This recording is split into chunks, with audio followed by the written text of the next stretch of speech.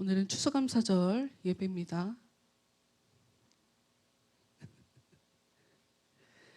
네, 여러분 우리가 추수감사절 예배라고 하면, 그러니까 저희 엄마 같은 경우에는 교회 다니시면서 물질 때문에 시험이 드셔서 평생을 교회를 못 다니셨던 분이었어요. 그렇게 물질에 좀 연약함이 있으신 분들은 각종 감사 예배로 드리는 것이 시험거리가 됩니다. 이런 예배를 통해서 헌금을 더 거두겠다는 뜻이구나. 그러니까 바로 그렇게 연결되시는 분들이 제법 많더라고요. 그러나 여러분, 우리가 추수감사절이라고 하는 이 예배의 형식은 성경에 기원을 두고 1년 동안 하나님께서 농사 지게 해주신 것에 대해서 감사합니다라고 하는 그런 예배가 맞지만, 오늘날 우리는 농사 짓는 사람이 아니고 그것을 통해서 하나님께서 우리에게 가르쳐 주고 싶어 하시는 그 영적 본질적인 측면, 그것을 우리가 꼭 기억하시면서 예배를 드려야 되겠습니다. 어떤 예배냐면, 어떤 의미냐면, 추수감사절은 단순하게 내 삶 가운데 하나님 은혜를 베풀어 주셔서 감사합니다가 아니라, 그걸 뛰어넘어서 하나님 나의 영혼을 하늘나라에 추수해 주셔서 감사합니다를 감사하는 예배입니다. 하나님의 나라의 곡식으로서, 가치가 있는 곡식으로서, 하나님이 저장할 만한 그런 가치가 있는 곡식으로 저를 추수해 주셔서 감사합니다를 기념하는 예배가 추수감사절의 진정한 의미이죠. 당연히 하나님께서 추수를 해보시고, 좀 다르게 얘기해 볼까요? 곡식을 추수를 하려면 저장을 하려면 추수라고 하는 과정을 겪는데, 추수가 뭡니까? 곡식들은 땅에 뿌리를 두고 거기서 영양분을 받아 거기 나무에서 붙어서 이렇게 살아있는 존재죠. 땅에서 그 생명력이 끊어지는 과정을 꼭 겪게 돼요. 땅에 기반을 두고 거기에 붙어서 살아있는 존재지만 그 땅에서 반드시 끊어지는 그런 경험을 하게 되고, 그 결과물을 가지고 이것이 저장할 만한가 아닌가를 감별해 보는 그런 일을 하죠. 그래서 가치가 있는 것들, 좋은 곡식들만 창고에 드리는 그 일을 농부가 하는 것처럼, 하나님도 사람을, 이 존재가, 이 영혼이 하나님 앞에 가치가 있는지 가치가 없는지, 하나님께서 받으실 만한지 버릴 만한 존재인지를 반드시 심판하는 과정을 꼭 겪게 된다는 거, 우리의 신앙생활과 똑같죠. 그러니까 추수감사절의 진정한 의미, 여러분이 하나님 저를 하늘나라에 저장하실 수 있는, 추수하실 수 있는 그런 영혼 상태로 만들어 주심에 감사합니다. 혹은 하나님 그런 영혼으로 저를 계속 만들어 주세요 라고 하는 그런 마음을 가지고 예배를 드리면, 그것이 추수감사절의 그 의미를 제대로 살려서 여러분이 드리는 예배라고 보시면 되겠습니다. 오늘 말씀의 제목은 추수감사절의 예배와 맞지 않는 것이 아닌가를 생각할 수 있어요. 그러나 절대 그렇지 않다. 성경은 한꺼풀 벗기면 다 똑같은 얘기입니다. 다 똑같은 얘기여서 맥락이 다를 수가 없어요. 성경의 맥락은 하나밖에 없거든요. 오늘 말씀의 제목은 부자들에게 주는 경고. 우리가 야고보서 1장부터 5장까지 지금 오는 과정에 왜 야고보서를 보게 되었냐면, 누가복음 16장에 나와 있는 부자와 나사로 이야기를 보면서, 과연 부자가 왜 지옥에 갔는가, 나사로는 어떤 일을 겪고 있었던 것이었을까, 뭐 이런 것들을 보기 위해서 야고보서를 1장부터 쭉 읽어 내려왔죠. 어찌 보면 오늘 같이 읽은 5장 1절부터 6절, 7절까지의 이 말씀은 그 정점을 이루는, 왜 부자가 지옥에 갔는가를 정확하게 이야기해주는 그런 부분이긴 해요. 그러나 여러분, 계속 반복해서 말씀을 드리지만, 무엇인가를 가졌다고 해서 부자가 아니에요. 안 가졌지만 갖지 못한 것 때문에 내가 속상해하고 힘들어하고 아파하고 고통스러워하고 사람들을 미워한다면, 가진 자들을 미워하고 또 하나님을 원망한다면, 그 또한 하나님이 보실 때는 부자예요. 어떤 느낌이냐면 여러분 아이들 키우다 보면 아이들이 엄마 아빠가 받아줄 때 와서 우는 소리도 하거든요. 아세요? 아이들이 엄마 아빠가 내가 아프다고 얘기해도 안 받아줄 것 같다 그러면 표현 자체를 하지 않아요. 다른 얘기로 하자면 아이들의 우는 얘기는, 그래서 우는 소리는 배부른 소리인 거예요. 아는 거예요. 정말 고픈 아이들은 울지 않아요. 그러니까 여러분들이 하나님 앞에 내 삶에 벌어지는 이 상황을 남과 비교해 보면서 하나님을 의지하지 않고 하나님을 믿지 않는다면 여러분은 돈만 안 가졌을 뿐 여러분의 영적 상태는 하나님이 보실 때는 도와줄 필요가 없는 부자인 거예요. 그들에게도 같은 맥락으로 말씀을 전하신다, 선포하신다는 것을 여러분들이 아셔야 돼요. 그러면 이 말씀을 좀 더 잘 이해하기 위해서 오늘 좀 다른 부분을 보려고 해요. 일단 우리가 어떤 부분을 봐야 되는지를 먼저 보고 야고보서 5장 말씀을 다시 한번 읽어보고 다른 구절, 다른 부분 가서 좀 보도록 할게요. 야고보서 5장 1절부터 말씀을 읽어볼게요. 1절부터 방금 읽었지만 1절부터 들으라 부한 자들아 너희에게 이 말 고생으로 말미암아 울고 통곡하라.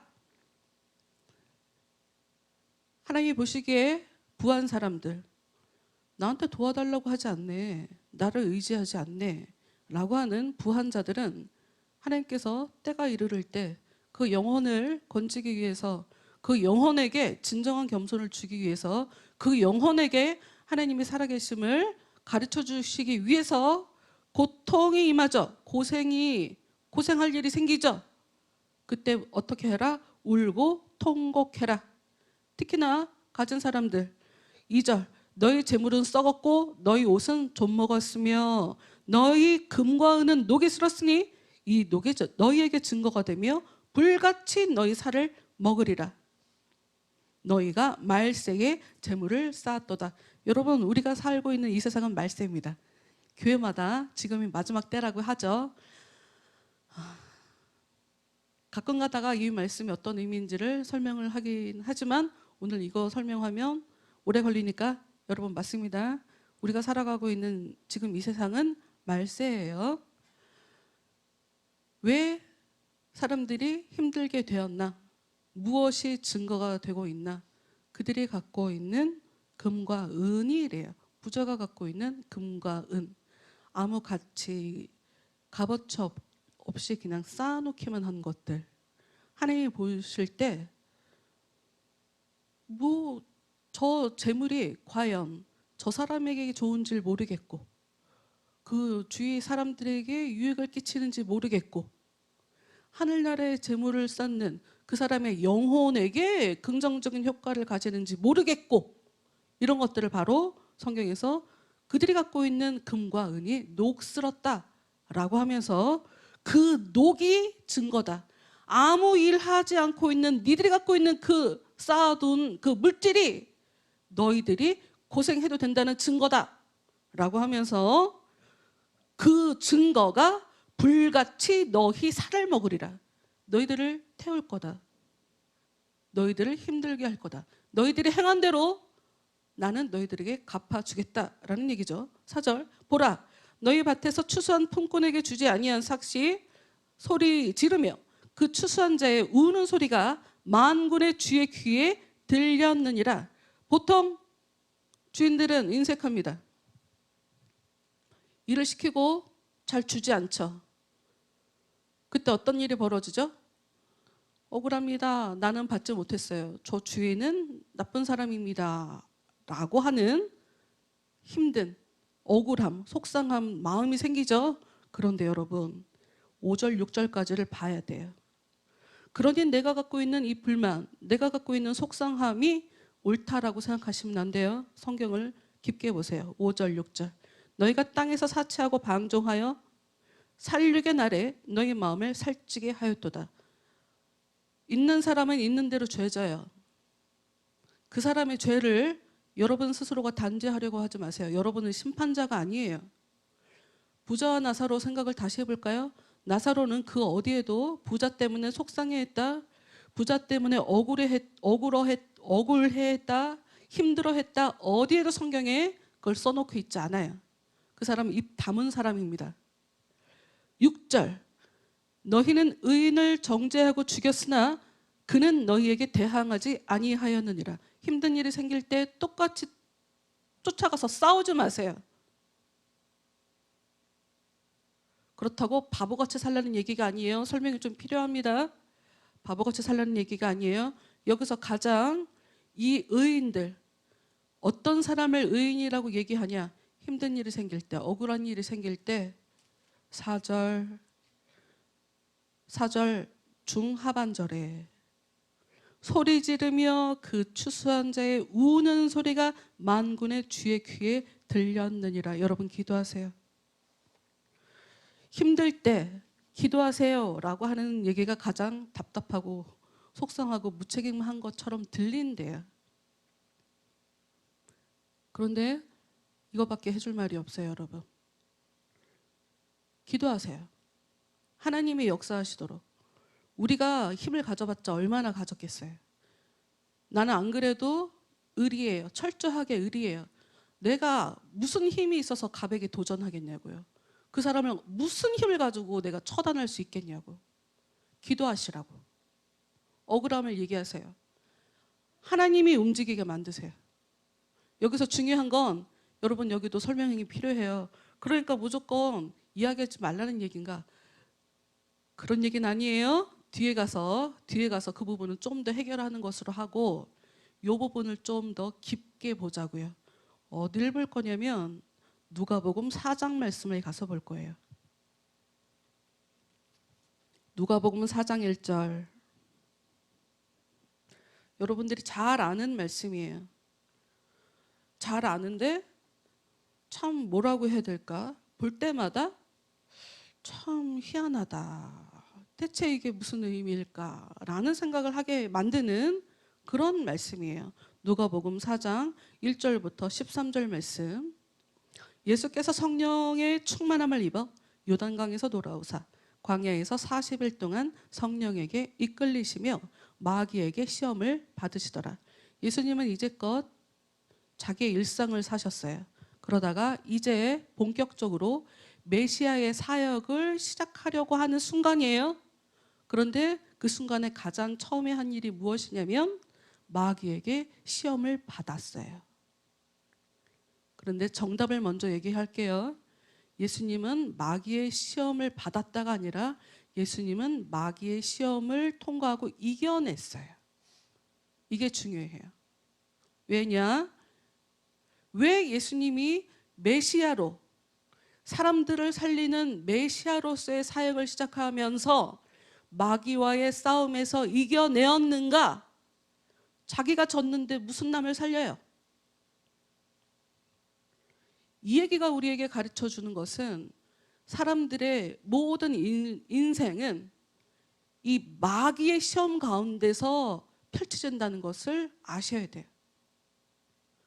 더 정확하게 답을 또 하나 가르쳐 드리냐면 창세기 3장에 보면 첫 번째 사람을 만드시고 그 사람이 시험에 넘어간 장면이 있어요. 따먹으면 안 되는 금단의 열매, 선악을 알게 하는 나무 열매를 따먹은 장면이 있거든요. 그 부분을 해결한 거예요. 그 사람이 지었던 죄를, 참 희한하죠. 이게 어떤 모습으로 보여지냐면 창세기에 나와 있는 아담과 하와의 시험 장면은 부자의 모습 같이 보여요. 왜? 이 땅에 만들어진 모든 것들을 그에게 허락했으니까. 그러나 딱 하나 허락하지 않은 게 있죠? 나무 한 그루, 그의 열매. 그런데 반면 예수님의 모습은 철저하게 굶어서 아무것도 없는 상태예요. 나사로 같은 모습이죠. 마치. 봅시다 말씀을. 2절. 마귀에게 시험을 받으시더라. 왜? 아까 말씀드린 대로 첫 번째 사람은 그 마귀에게 시험을 졌기 때문에 예수님이 마귀에게 시험을 졌기 때문에 예수님이 그걸 해결하시기 위해서 마귀에게 시험을 받고 있어요. 2절. 이 모든 날에 아무것도 잡수시지 아니하시니 날수가 다함에 줄이신지라. 40일 동안 굶으셨어요. 40일 동안 광야에서 지내셨죠. 이것은 이스라엘 백성이 40년 동안 광야 생활했던 것을 상징하는 그런 모습이에요. 3절 말씀. 마귀가 언제 지금 예수님께 왔습니까? 예수님이 엄청 배고플 때, 아무것도 없을 때, 먹을 게 없어요. 정말 배고픈데 먹을 게 없는 그 순간에 부자보다는 나사로에게 역사하실 것 같은 그런 모습이죠. 3절. 마귀가 이르되 네가 만일 하나님의 아들이거든 이 돌들에게 명하여 떡이 되게 하라. 먹어. 너 능력 있잖아. 먹어. 그런데 첫 번째 사람이 지은 하와의 죄가 뭐였어요? 먹어. 먹지 말라고 했는데 먹어. 그래서 먹었죠. 먹는 것 때문에 지은 죄였어요. 예수님은 그래서 마귀의 요구를 거절해요. 내 문제가 아니에요. 마귀의 요구예요. 보통은 사람들이 내가 힘든 일이 벌어질 때 내가 필요한 것들을 내가 어떻게 채우는지를 생각을 하죠. 근데 예수님은 이 순간을 정확하게 알고 있어요. 내가 힘들 때 지금 마귀가 요구를 했다. 이건 나를 도와주는 게 아니야. 마귀가 나한테 요구하는 건데, 마귀가 원하는 대로 움직여주는 건 아니라고. 나는 그냥 내가 배가 고파서 먹었을 뿐이다 라고 얘기할 수 있지만 그것은 합리화죠. 정확하게 알아야 돼요. 여러분, 마귀는 언제 공격하냐? 여러분이 정말 힘들 때 공격할 거예요. 여러분들이 정말 절실할 때 그때 여러분을 공격할 거예요. 누가 봐도 이건 너무 당연한 거 아니야? 저건 마귀의 명령이 아니라 그냥 내가 할 수 있는 내 능력, 내 힘을 발휘해서 그냥 내가 해도 되는 거 아니야? 라고 여러분에게 착각을 일으킬 만한, 그렇게 마귀는 여러분을 시험하게 돼요. 육체, 먹는 것으로 시험하죠. 그런데 예수님은 그때 어떻게 이 시험을 이겨내시냐? 말씀으로 이겨내세요. 4절. 예수께서 대답하시되 기록된 바 사람이 떡으로만 살 것이 아니라 하였느니라. 내 요구가 중요한 게 아니야. 내 욕구가 중요한 게 아니야. 나는 네가 원하는 대로 살지 않아. 사람이 먹는 걸로만 사는 줄 알아? 아니야. 사람의 진정한 인생은 먹는 것으로 사는 게 아니라 영적인 양식, 하나님의 말씀으로 사는 거야 라고 하나님의 말씀으로 밀어내죠. 두 번째, 5절. 두 번째 시험이 옵니다. 마귀가 또 예수를 이끌고 올라가서 순식간에 천하 만국을 보이며, 이거 되게 중요해요. 보이며. 6절. 이르되 이 모든 권위와 그 영광을 내가 네게 주리라. 이것은 내게 넘겨준 것이므로 내가 원하는 자에게 주노라. 그러므로 네가 만일 내게 절하면 다 네 것이 되리라. 참 희한하죠. 언제 얘네 것이 되었죠? 대체 언제 마귀 것이 된 거예요? 천하 만국을 다 보여줘요. 여러분, 마귀는 우리의 보는 것을 가지고 우리를 시험 들게 해요. 나사로 입장에 봅시다. 자신은 먹을 것도 없어요. 몸도 아파요. 근데 저 부자는, 여러분 유대인의 인사가 뭔지 아세요? 안녕하세요, 안녕히 가세요가 유대인의 인사는 샬롬이에요. 샬롬. 평안하다라는 뜻이에요. 유대인의 인사라니까요. 아무것도 주지 않으면서, 병도 고쳐주지 않으면서 그 사람이 샬롬이라고 인사했을 가능성이 높거나 아니면 무시를 아예 했겠거나. 그런데 부자의 삶을 보면 자기가 갖고 있는 것으로 열심히 누리며 잔치하며 가난한 자가 있건 말건 자기중심적으로 살아가는 사람이었어요. 대체 그 나사로가 부자 집 앞에서 뭘 보냐고요. 자신의 삶과 너무 다르게 사는 저 사람의 삶을 보게 되죠. 여러분, 여러분, 우리가 그럴 때 시험 들어요. 나는 이런데 저 사람은 왜 저렇게 잘 살아? 그때 시험 들어요. 그때 여러분의 마음을 보세요. 사람마다 다 처지가 다르고 분수가 달라요. 여러분, 저도 시험 들려면 시험 들 거 되게 많아요. 그래서 자책할 때도 되게 많아요. 그러나 자책하면 뭐예요? 내 실력을 키워야죠. 내 분수를 알아야죠. 억지로 남의 거 뺏을 수 없어요. 여기서 가장 중요한 거. 5절의 말씀을 잘 보면 천하 만국과 모든 권위와 영광은 마귀의 것이래요. 왜 마귀에게 주어졌는가? 원래 누구 거였어요? 원래 이 세상은 아담과 하와의 것이었죠. 그러나 그들이 마귀가 원하는 대로 죄를 짓는 순간 그들에게 주어졌던 것들이 마귀에게로 넘어가죠. 여러분, 이 세상은 마귀가 다스리고 있는 세상이에요. 공중 권세. 공중에 힘 있는 존재가 있어요. 우리 눈에는 보이지 않지만 우리가 살아가고 있는 세상에는 힘을 가진 존재들이 있다고요. 영적 존재들이 있다고요. 그들이 원하는 대로 힘을 사람에게 줄 수가 있어요. 이 부분에 대해서는 깊게 설명하지 않아도 개인적으로 궁금하시면 따라오세요. 여기서 중요한 거. 마귀는 자신이 갖고 있는 것, 모든 권위와 영광을 누구한테 주냐면 내가 원하는 자. 너 나한테 잘 보여. 너 나한테 절해. 내 밑으로 들어와. 힘 가진 사람들이, 그렇죠. 힘 가진 사람들이 자기의 것을 누구한테 나눠줘요? 나한테 잘하는 사람. 그렇죠. 힘 가진 사람들이 그렇게 살죠. 그런데 8절 말씀. 예수께서 대답하여 이르시되 기록된 바 주 너의 하나님께 경배하고 다만 그를 섬기라 하였느니라. 못된 사람들이나 사람을 자기 발 아래 두려고 하는 거예요. 거기다 이거 비굴하게 굽히고 들어가서 그 사람의 것을 받겠어요? 여러분, 마귀가 그렇게 역사한다니까요. 사람 다 똑같아요. 질서 안에서 내 윗사람들에게 잘해야 하는 건 다른 문제예요. 그걸 여기다 갖고 와갖고 사람 다 똑같다, 그러니 사장 웃기다, 이렇게 나가시면 또 말씀을 잘못 오해한 거예요. 마귀는 철저하게 자기의 힘 앞에 사람들이 비굴해지길 원해요. 자기를 경배하길 원해요. 여러분, 힘, 영광, 물질 이런 것들은 하나님이 주시는 것이라는 것을 여러분께서 아셔야 돼요. 그걸 아셔야 된다고. 부자가 왜 지옥 간 거예요? 자기 힘으로 부자가 됐다고 생각하니까요. 겸손히 나에게 주어진 것을 하나님이 주신 것이라고 생각하지 않으니까. 9절 말씀.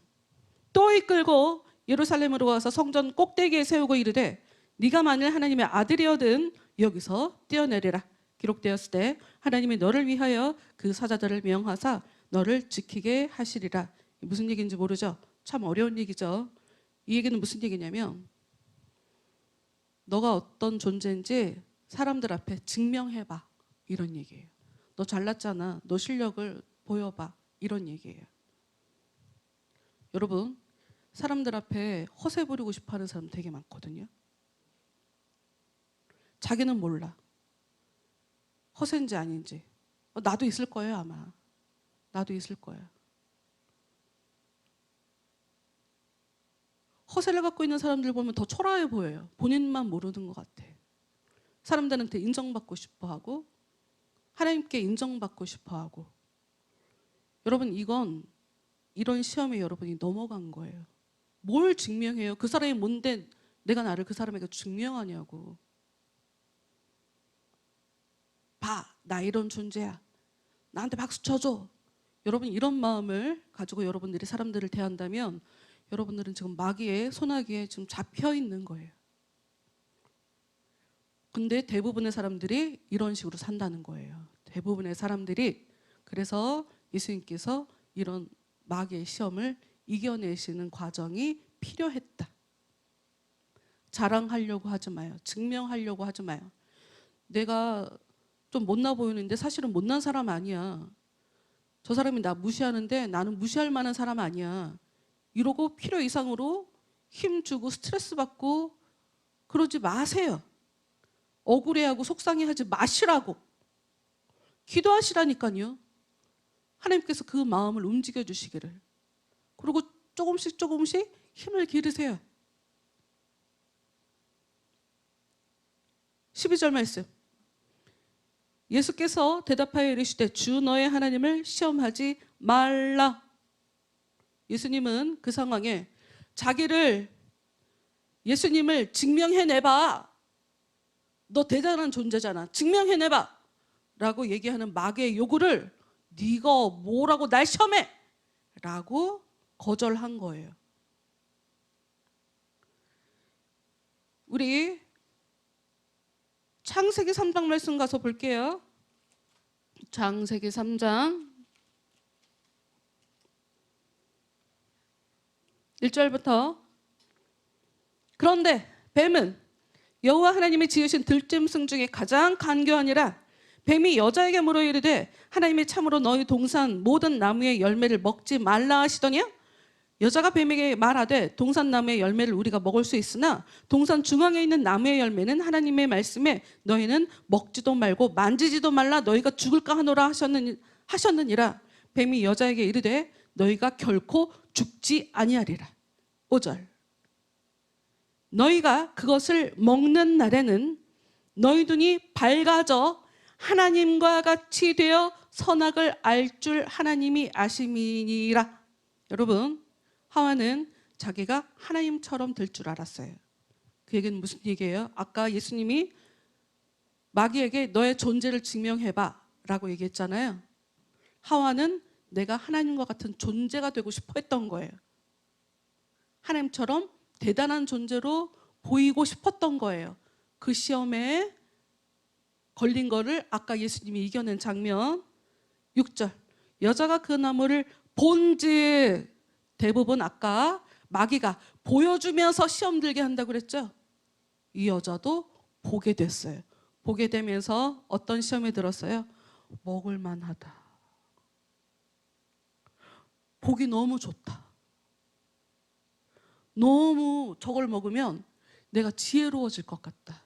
요 얘기에 본즉, 먹음직도 하고 보암직도 하고 지혜롭게 할 만큼이라고 하는 요 단어 3개가 아까 예수님의 마귀의 시험으로 완전히 정리가 되었다. 정복이 되었다는 것을 우리가 알아야 돼요. 같은 맥락으로 과거에 우리가 한번 봤었던 시편 73편 말씀이에요. 시편 73편은 성경 딱 중앙을 피면 대부분 시편, 이사야 뭐 이렇게 펴져요. 855페이지에 있어요. 시편 구약성경 855페이지. 지금 이 상황이 어떤 상황이냐면 나사로와 같은 상황에 처해 있는 사람이 자기의 상황을 얘기한 거예요. 읽어봅시다.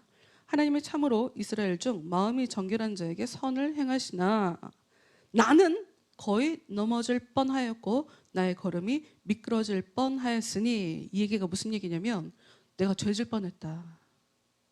내가 죄질 뻔했네. 이런 얘기예요. 왜? 악인의 형통함을 보고 오만한 자를 질투했대요. 쟤는 나쁜데 왜 잘 되지? 저 사람은 못됐는데 나도 못되게 살아야 되나? 바보처럼 살았더니 나를 무시해. 그럼 나도 좀 못돼져야 되나? 그래서 그러지 않게 되었으니까 이 찬양을 하는 거죠. 그럴 뻔했다. 내가 넘어질 뻔했고 내가 미끄러질 뻔했네. 지금 그 얘기를 하는 거예요.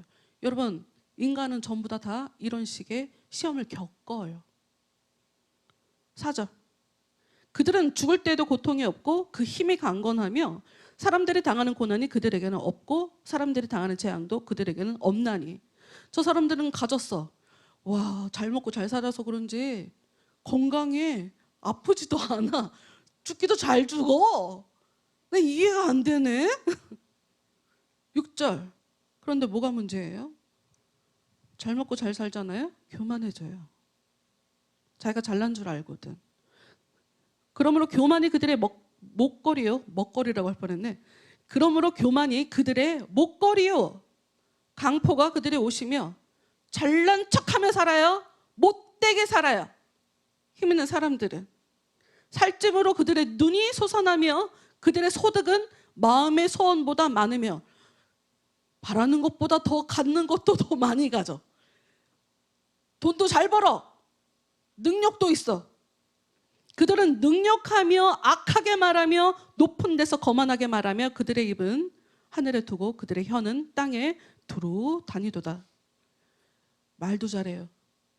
여기저기 돌아다니면서 이 사람 저 사람 만나면서 사업도 잘하고 능력도 있는 사람이에요. 10절. 그러므로 그의 백성이 이리로 돌아와서 잔에 가득한 물을 다 마시며 말하기를 하나님이 어찌하랴 지존자에게 지식이 있으랴. 하나님이 뭘 알아. 잘 되는 사람들의 특징은 하나님 없이도 잘 살 수 있다는 거예요. 자기들이 잘못하는 거 하나님 알 거라고 생각하지 않아요. 하나님이 신경 쓸 거라고 생각하지 않아요. 보통 이것을 심리학에서는 승자의 저주라고도 하죠. 자기가 계속 이겨왔기 때문에 자기가 앞으로도 계속 이길 거라고 생각하는 그런 특성이 있어요. 인간에게는. 12절. 볼지어다 이들은 악인들이라도 항상 평안하고 재물은 더욱 불어나도다. 내가 내 마음을 깨끗하게 하며 내 손을 씻어 무죄하다 한 것이 실로 헛되도다. 나는 깨끗하게 살았는데 잘못이었나 봐. 아무 의미 없네. 나는 종일 재난을 당하며 아침마다 징벌을 받았도다. 내가 만일 스스로 이르기를 내가 그들처럼 말하리라 하였더라면 나는 주의 아들들의 세대에 대하여 악행을 행하였으리라. 나도 저 사람처럼 못되게 살아야지. 이러면 딱 죄인처럼 살았겠구나 라고 얘기하는 거죠. 그런데 여러 가지로 고민하는데 이 사람이 이게 너무너무 고통스러운 거예요. 마음이 복잡한 거예요. 그렇죠. 못되게 사는 사람들이 더 잘 살고 뭔가 정의롭게 실수하지 않고 예의도 지키고 이렇게 살려니까 못 살게 되는 나를 보며 내가 뭐가 잘못됐나? 이렇게 고민을 왜 안 하겠어요? 그런데 어떤 것을 알게 되었나? 17절. 하나님의 성소에 들어갈 때에야 그들의 종말을 내가 깨달았나이다.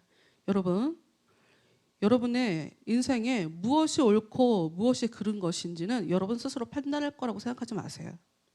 하나님의 눈에 있어야 돼요.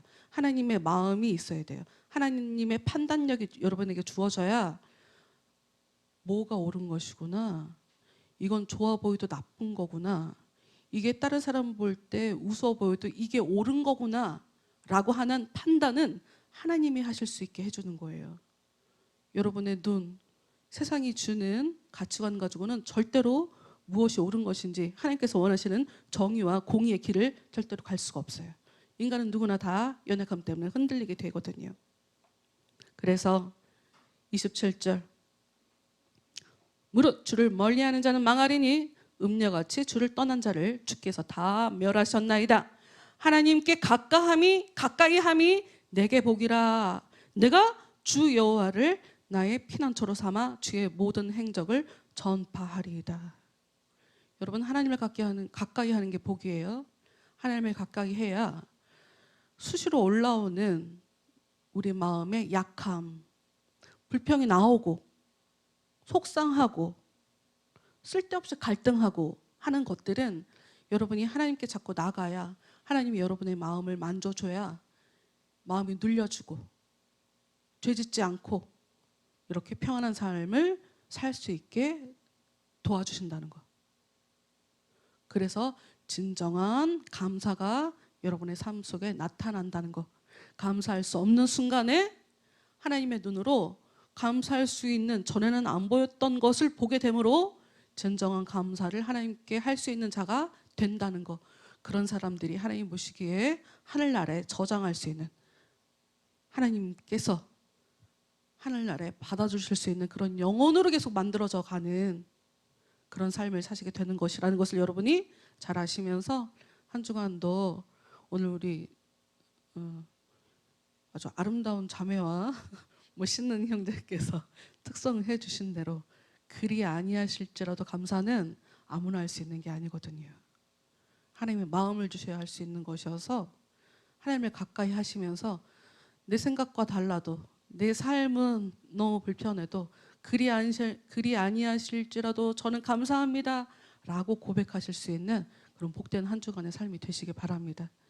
네, 이 야고보서 5장의 뒷구절은 다음 주에 더 하도록 하죠. 우리 찬양하도록 할게요.